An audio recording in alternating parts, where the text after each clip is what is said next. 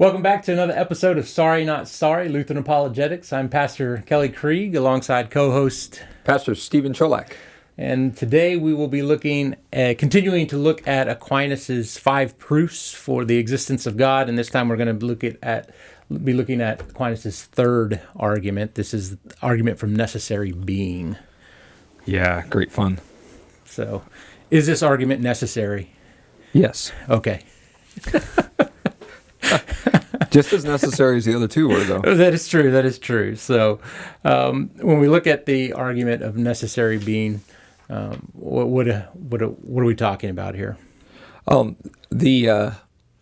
This whole idea of some things are finite and some things are not, or at least what isn't. Right, exactly. And so you look to what was very important, a distinction in philosophy and in Aquinas' day as well, but things that are necessary and contingent. And I love that word, contingent. Right.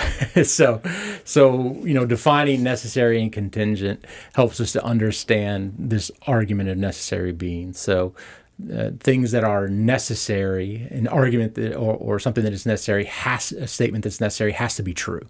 It is always true. It's true from either by definition. So, take a definition or a statement such as all unmarried men are bachelors. That's by definition necessarily true. That has to be true. It can't otherwise not be true. Something that is contingent may or may not be, could be false. So I could say Stephen Cholak is 6 foot tall. I wish. That may or may not be true, right? We get a measuring stick and you're not. And then maybe you don't have to rub it in. Come on. Actually, you could have been 6'2". Yeah, don't be a pessimist. Yeah. All you tall people are all the same. So, I'm not tall compared to other people in my family, so I'm the short one. But when we look at, that could also be false in the sense that, over time as we age, we shrink. And so,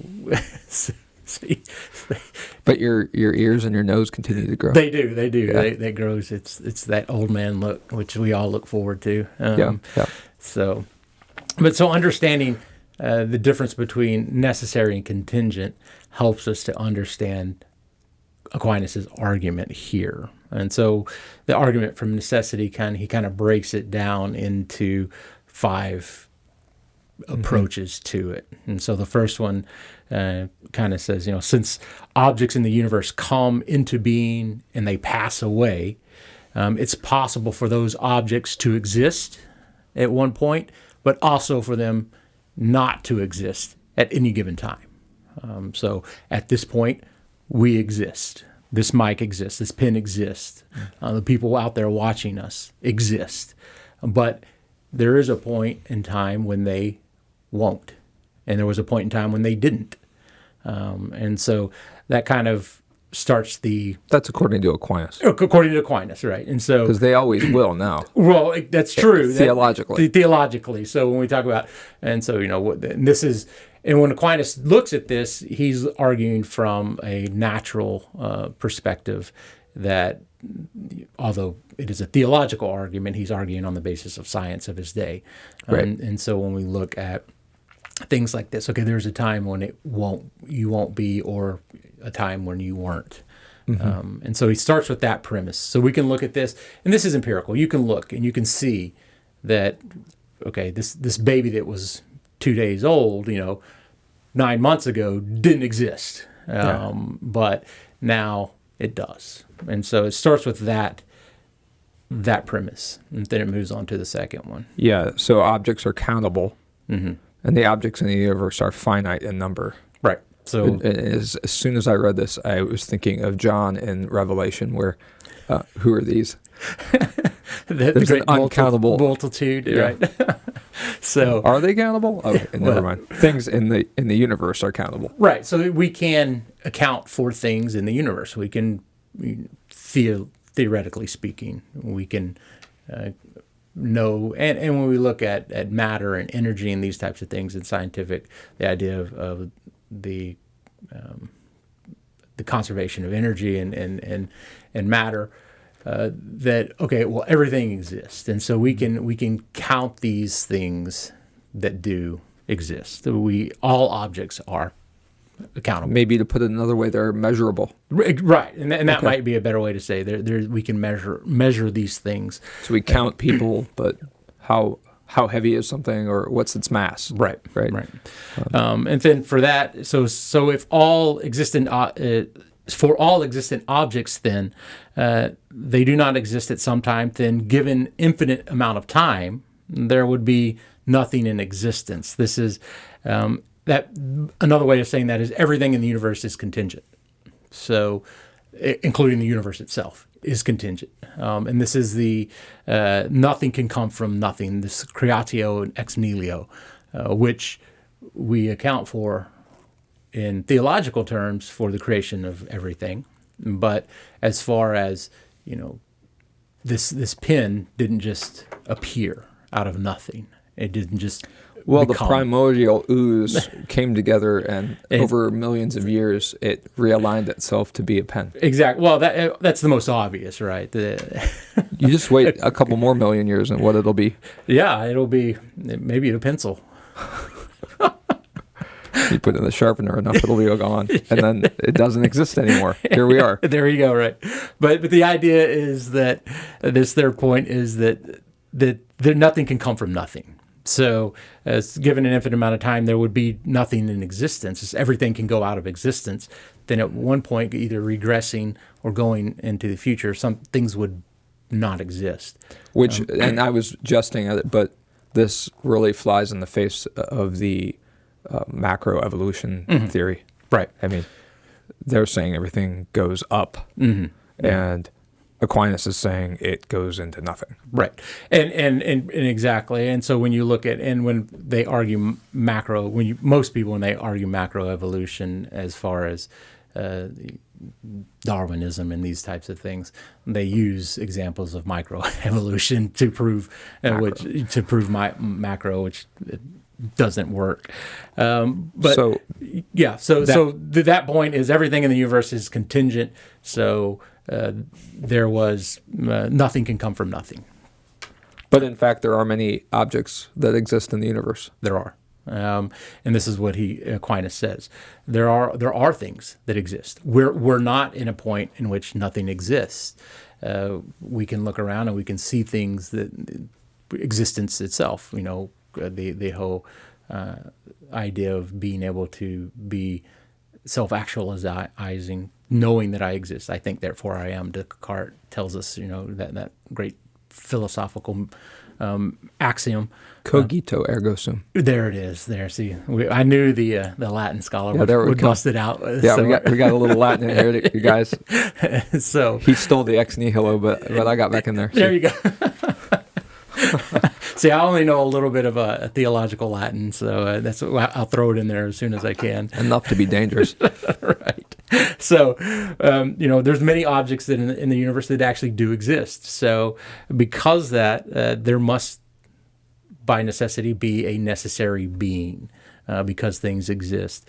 So, a being for which it's impossible not to have existed. Because going back, 2 steps later, since things exist, if nothing can come from nothing, so something had to have created this existence. So to sort of give a summary or a recap of everything, there are contingent things that come into being and go out of existence. Right. And there is a necessary thing that always was. Exactly. So in those contingent things, anything that is, which needs empirical evidence, you can see, is contingent. That is anything that you can observe. Laws of nature, these are contingent. They're observable, but they don't necessarily always exist or have to exist. You can take, at sea level, water boils at 212 Fahrenheit. But that doesn't have to be the case. It is now, but that does not necessarily have to be always have been the case. Does that mean in New Orleans it takes more? if you were Or lower. less. I Because guess you're lower than sea right. level in New Orleans. I don't know if it's enough. Maybe we should try to boil it down at the Dead Sea. That's a lot lower, and maybe a few minutes. But when you go up higher, Yeah, our friends in Denver have trouble. They do. And baking is an issue too. Right. That's always you get the ingredients. If you're here, bake it at this degrees for longer or Right. whatever. But so everything is contingent. So, but things that are necessary, like I say, is necessary by definition. And by definition, God is necessary. This is Thomas's argument. God Right. is that necessary being that is outside of his creation. And though Thomas talks and says there is no creation ex nihilo, he's not saying that in a theological sense. He's saying it in a natural sense. So he's not denying Genesis. He's not denying Genesis, right? Because we do subscribe to kratio ex nihilo. There is creation out of nothing, and that God spoke things into existence. And so there was a time when those things didn't exist, and then they did. And those things are now contingent, and the fact that they at one point didn't exist and could go out of existence. A rock breaks down and or is melted and smelted and combined with other things, it becomes something else. It becomes iron or it becomes copper or whatever it might be. And we start to see, or something is completely destroyed in what it was. So, is there? When I was preparing, we were looking at words like dependency and contingency, and Right. things that are contingent aren't necessarily dependent upon one another. Right. And so They can be. exactly. And this is the idea that, well, when we look at things that are, would you say, contingent, aren't necessarily dependent. And so, and that goes back to what we talked about, what was it, last week or 2 weeks ago with, last week with efficient cause, Yeah, I think. I was going to say cause. You're right, with efficient cause. And so, right, so we it doesn't necessarily have to be that way. And when we look also, we have to recognize too that, and this will be one of the arguments that skeptics say or bring against Thomas, that, well, then he denies creation or denies the kratio ex nihilo, and therefore denies God's being able to create in this way, or that God is necessarily the necessary being. Maybe God isn't the necessary being. Why, excuse me, why couldn't the universe be the necessary being? Why couldn't it just be? And so you'll start to see this argument, and for the counter of that, and for us as Christians, is when we've said it before, and we'll say it again, God is not bound by the rules that we are governed by. He is outside of that. He's outside of his own creation, and so to speak, in that sense. Yeah, and therefore this is that old argument: if the kids have to follow a rule, do the adults have to too? That the adults set. Yeah, right. Yeah. Well, why don't you have to go to bed? Right. Right. Well, how come you don't go to bed at 7 and I have to? Well, because I'm. Can parent. Dad run in the house if he wants to? Exactly. Yes, he can. He can, and even with a pair of scissors if I wanted. But I wouldn't do that. That would be Right. Good. We want to keep you. exactly. So there's some arguments that kind of go, and this can sometimes be a difficult concept to understand, or at least philosophically, it goes back and like I said, the idea of necessary and contingent beings. A lot of people have tried to, and have a lot of philosophy has been developed that disputes this idea of contingency and necessary being, something just that things just are. We go back to the infinite universe idea that things are simply always and have always been. that nothing created, or there didn't need to be a necessary being outside of a natural phenomena. I don't find those arguments very convincing, but nonetheless, they're there. And we tend to, even though we don't realize it, give way to this in our other thoughts that you're like, oh, well, that's a completely different subject. But the way we think about the universe ends up being in a necessary versus contingent way. Mm-hmm. It is. And well, because the laws of nature, which God created, work so well and govern, and we've come to a point where we understand a lot of God's creation to the point that He's allowed us to. It gives us a false sense of understanding, and because of our sinful hubris that we have as human beings, we begin to think that we've cracked the code, the God code, and found that that we can understand God at a level that God is at. And it's just never that way. I mean, you wouldn't talk to a child the way you would talk to an adult, right? You wouldn't sit down and open up a quantum physics textbook and start reading it to your child, expecting them to understand it. Is that why the kindergartners looked at me so confusingly the other day? They were like, "That is way off. That's the wrong theory, Pastor Cholak." He doesn't know what he's talking about. You're not talking Newton. You're talking Pythagoras. Come on, buddy. Come on, get him straight. No, but we wouldn't do that, and yet we assume that we can understand the mind of God because we have scratched the surface of His creation. And how does Paul put it? He's like the weakness of God is stronger than the what strength? Or do I have that? The weakness of God is it the weakness? The strength of men is weaker than I forget. Than the weakness of God, something like that. But somewhere around in there. We barely scratch the surface of anything. Right, and I think when we look at that as well, and this idea of infinite universe, that there just always has been, and there isn't necessary for there to be a God, but Jesus, when he's arguing with the Pharisees, and the Pharisees are trying to accuse him of being a demon, and the Jews are accusing him of being a demon, and he says, you have Abraham, we have Abraham as our father.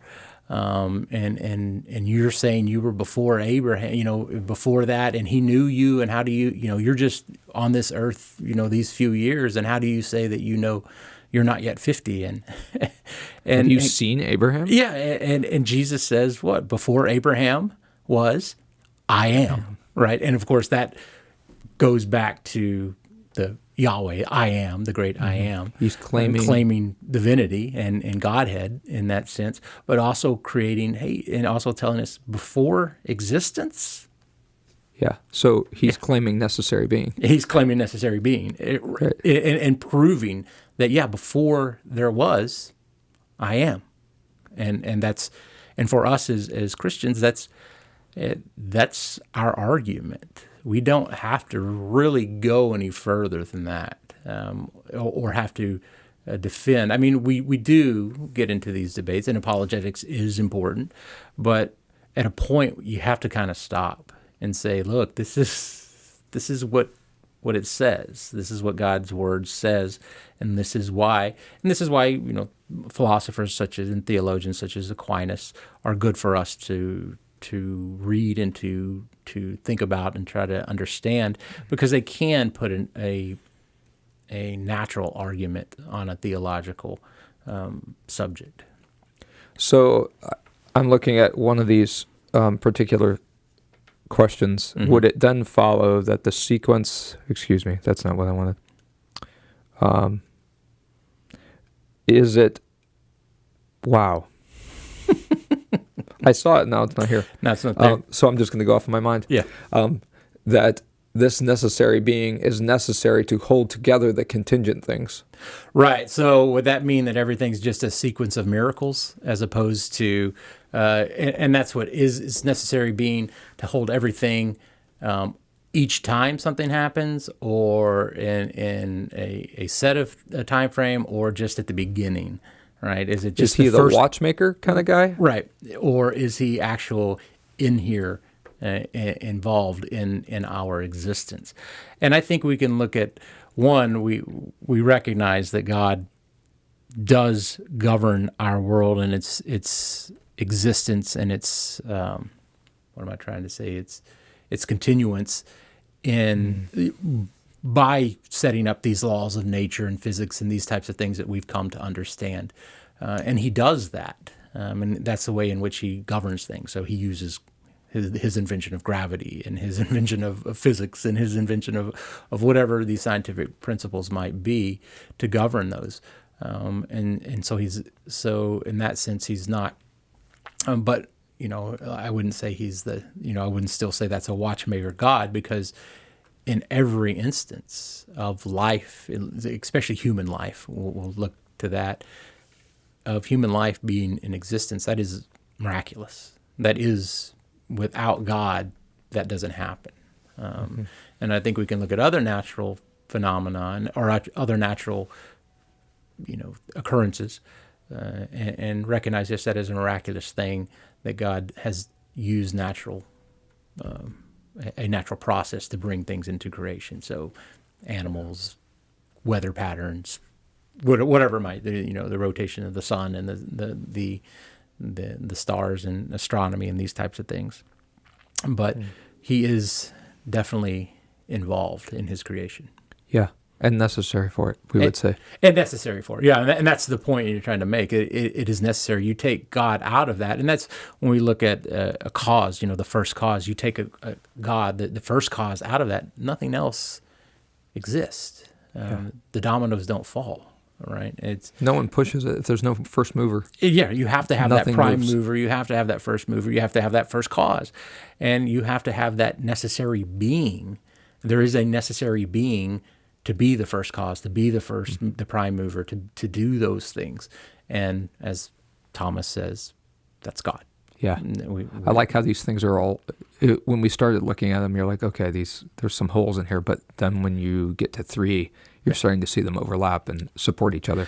Right, and the scaffolding is being built to prop it all up together, and that's important for us to recognize. But God definitely is necessary. He is the necessary being. Yeah. Without God, there is nothing. So one more side of the scaffolding is going to be the argument from gradation.